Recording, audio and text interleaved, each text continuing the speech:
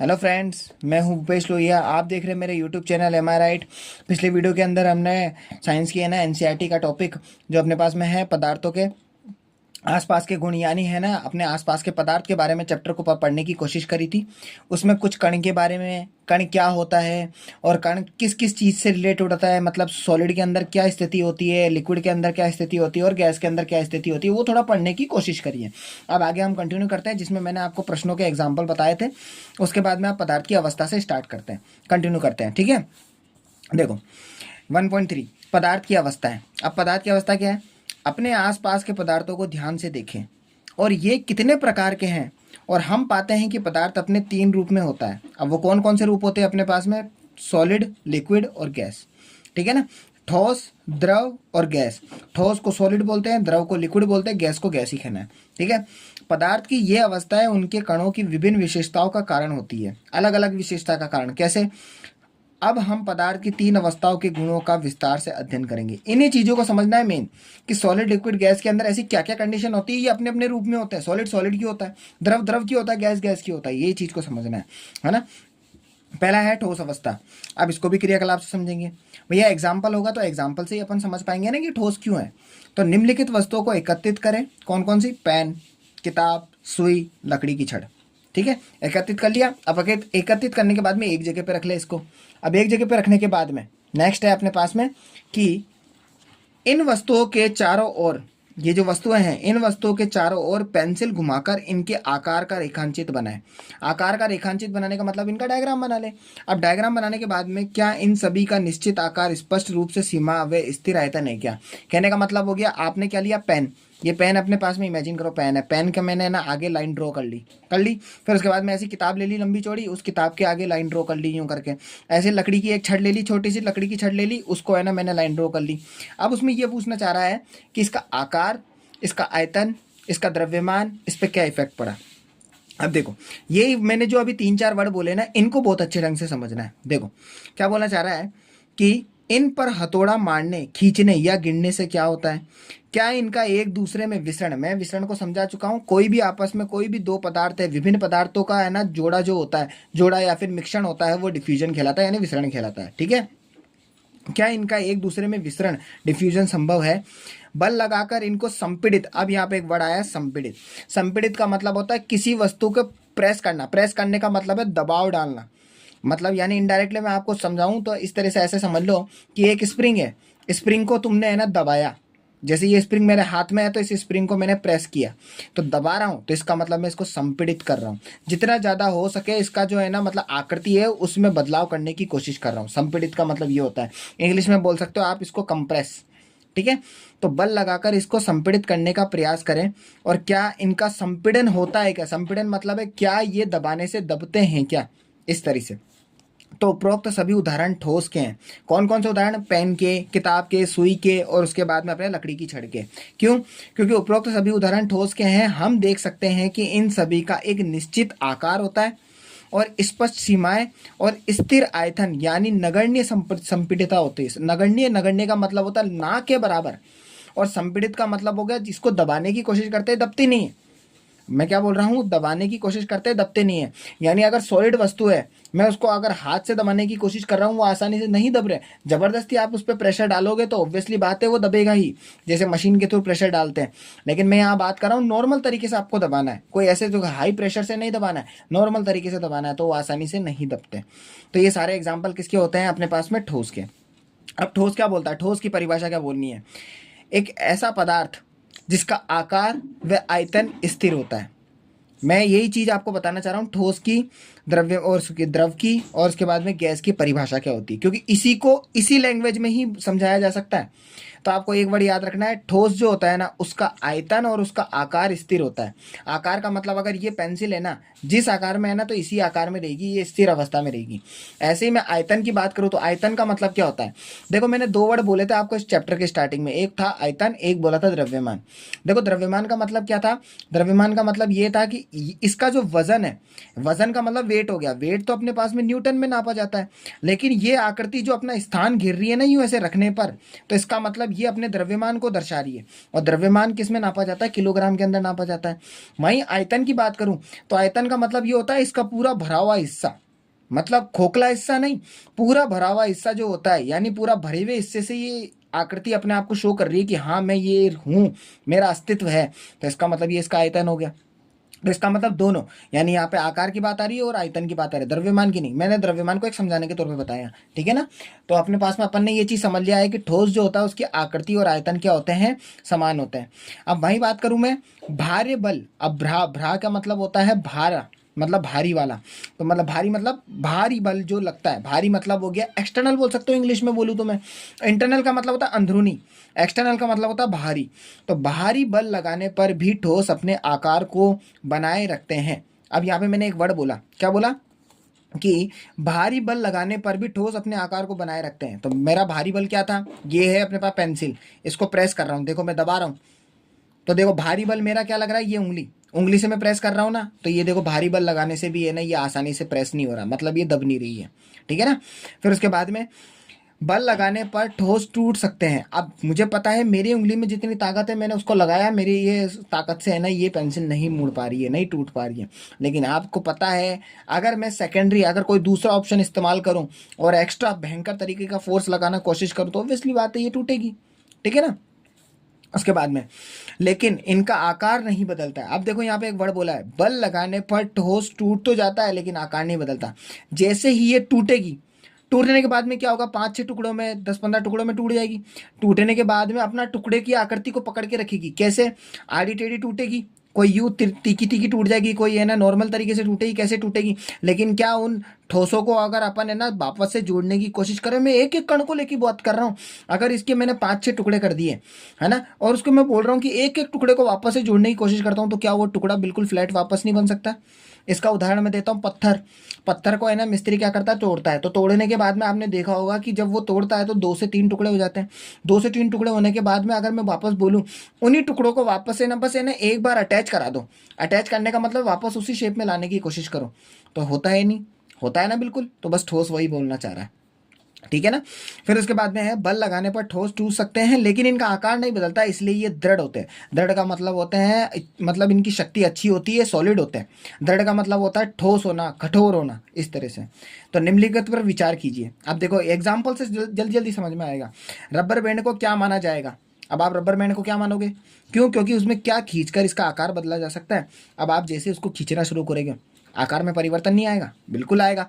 अगर एक साइड के अंदर है ना, जैसे मान लो कि उसकी लंबाई है, जैसे यहाँ पे रखा 2 सेंटीमीटर, आपने उसको खींचना शुरू किया, जैसे खींचोगे तो 3 4 5 6 7 8 9 10 ये लंबाई खींची, तो लंबाई खींची तो इसका मतलब इसके आकार में परिवर्तन हो गया ना।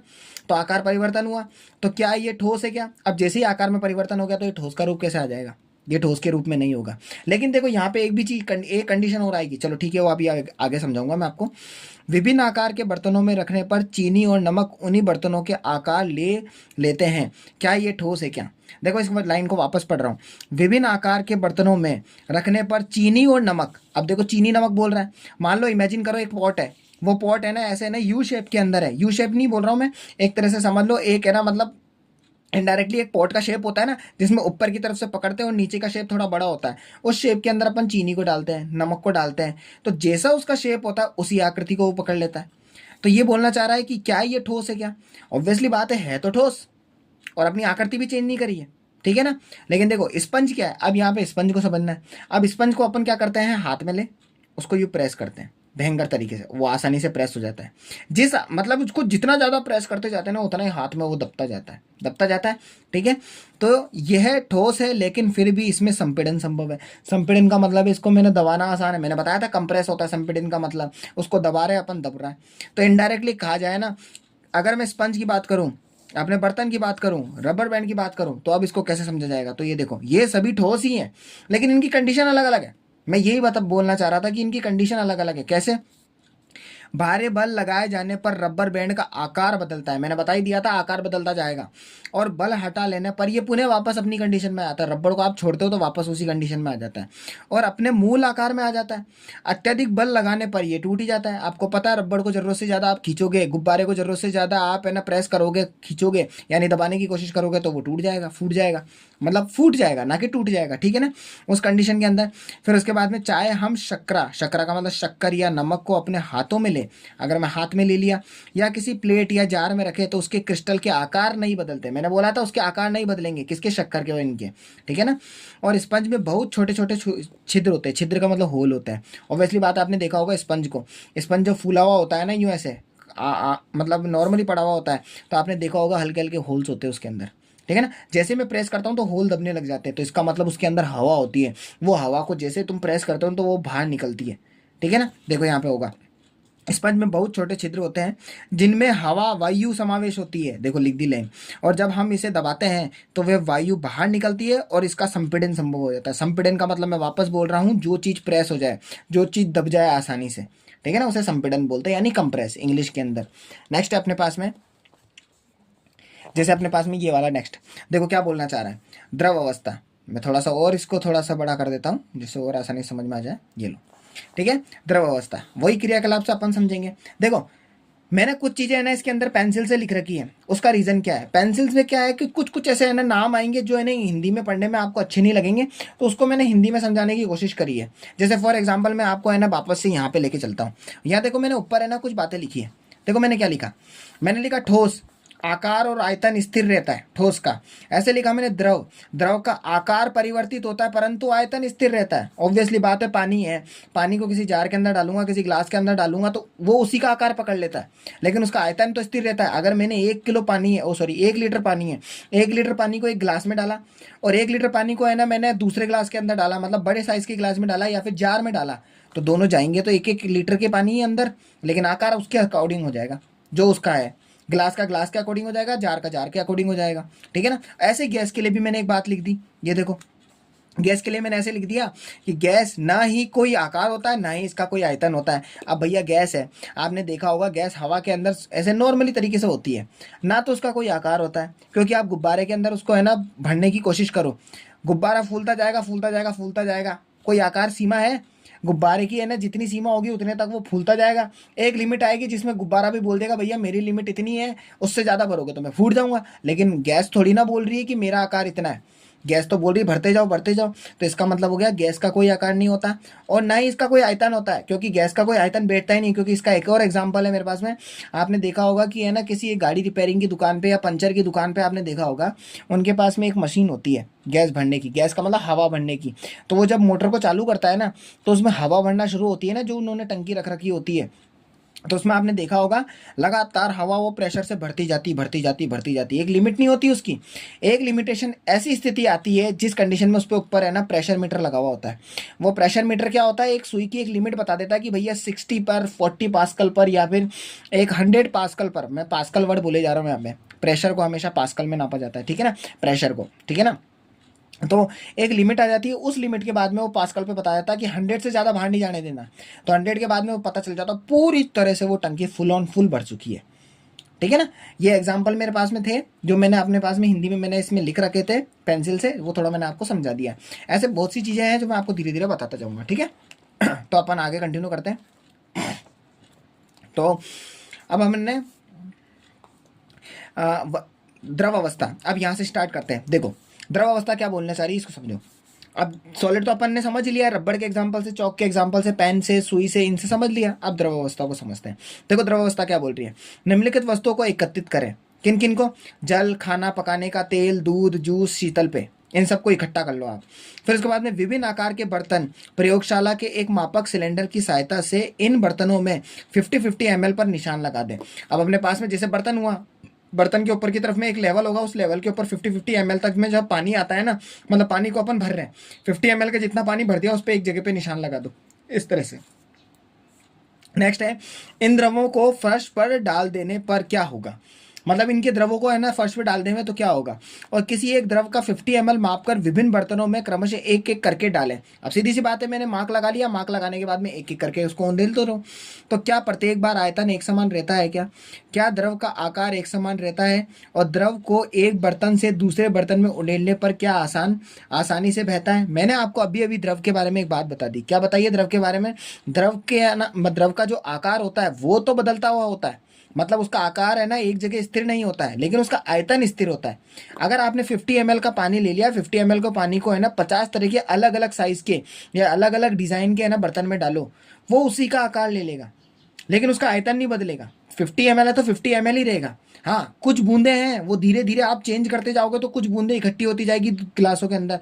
तो 50 ml से आप ज़्यादा ज़्यादा इमेजिन कर लो 49 ml हो गया, 48 ml हो गया, लेकिन उसका आयतन तो नहीं बदल रहा, लेकिन उसका आकार परिवर्तित हो जाता है। ठीक है, नेक्स्ट है अपने पास में कि प्रेक्षण में हम पाते हैं कि द्रव का आकार, यहाँ है प्रेक्षण में हम पाते हैं कि द्रव का आकार नहीं लेकिन आयतन निश्चित होता है। देखो मैंने बताया द्रव का आकार तो नहीं होता है, लेकिन आकार तो कुछ भी नहीं होता है, लेकिन उसका आयतन तो निश्चित होता है, ये मैंने आपको बता ही दिया है।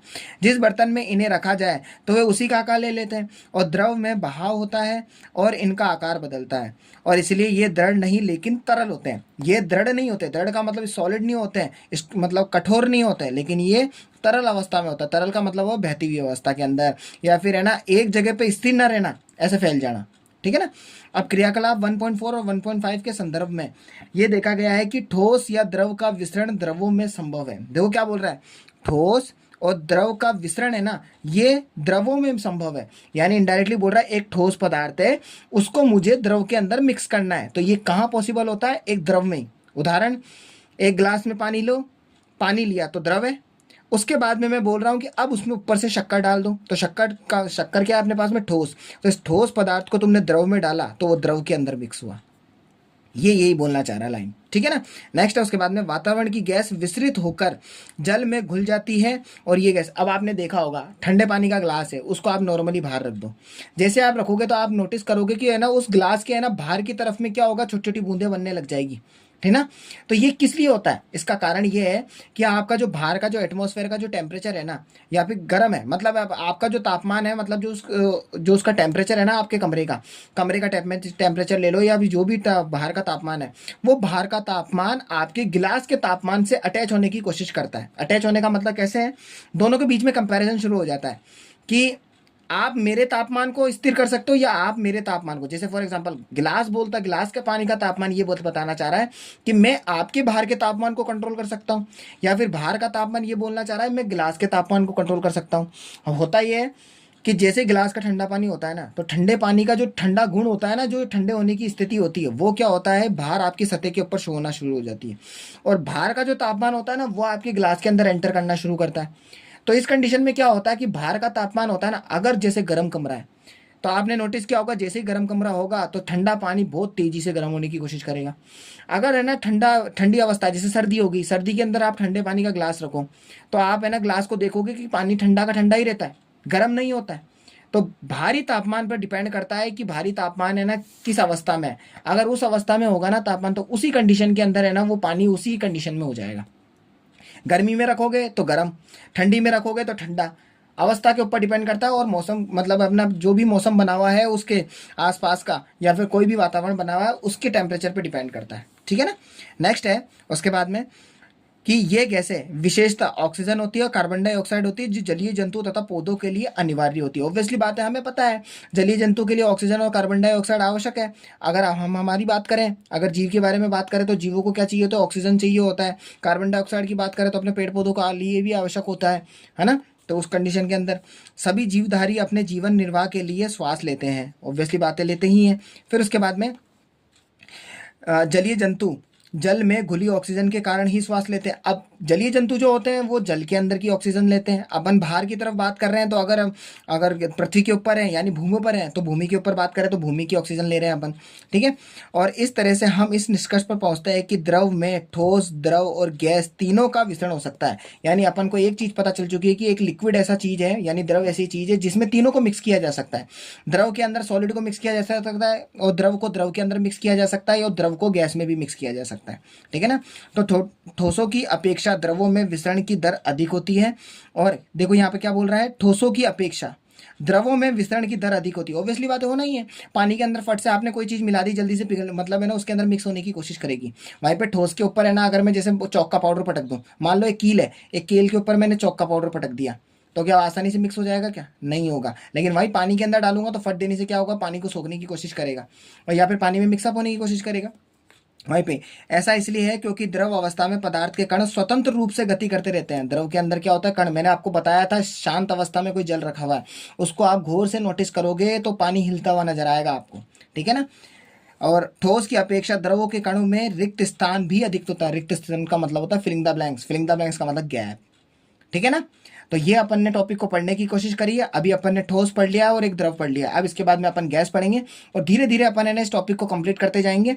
और अपन को मतलब जितना हो सकेगा कि है ना स्टार्टिंग पीरियड जो होता है अपने पास में साइंस में कहाँ से कोई चीज़ चलना शुरू होती है वो चीज़ अपन समझने की पूरी कोशिश करेंगे, है ना। ठीक है, तो आप मेरे साथ बस बने रहिए। मैं जितनी जल्दी हो सकेगा कि साइंस को है ना टॉपिक्स को कराने की कोशिश करूंगा और अच्छे से अच्छा अपनी तरफ से समझाने की कोशिश करूंगा। ठीक है, तब तक के लिए बाय, थैंक यू।